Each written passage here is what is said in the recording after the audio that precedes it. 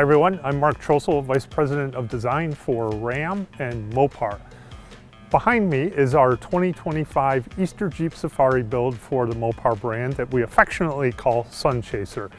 This vehicle is a great way for us to showcase the Jeep performance parts and Mopar accessories that we offer to our customer through our catalog, putting in a really fun wrapper.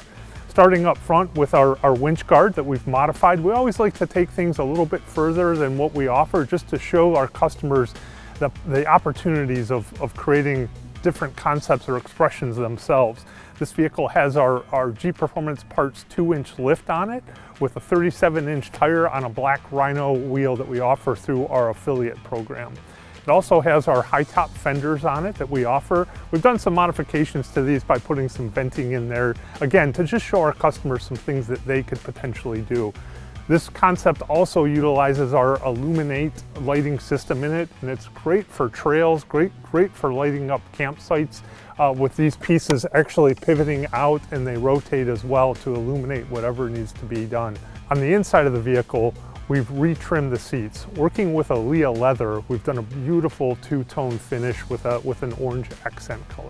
We have also incorporated our IP accessory rail that's great for trail rides, being able to mount your phone or other accessories up there when you're outside. This vehicle also utilizes our Jeep Performance Parts rock rail on it, and of course finishing off the high top fenders that we have in the back.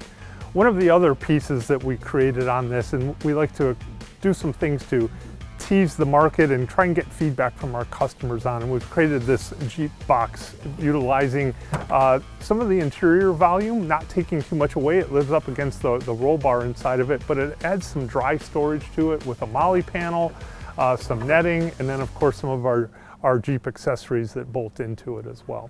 We think this vehicle is going to look great in the sun in Utah, and hopefully you've enjoyed this walk around.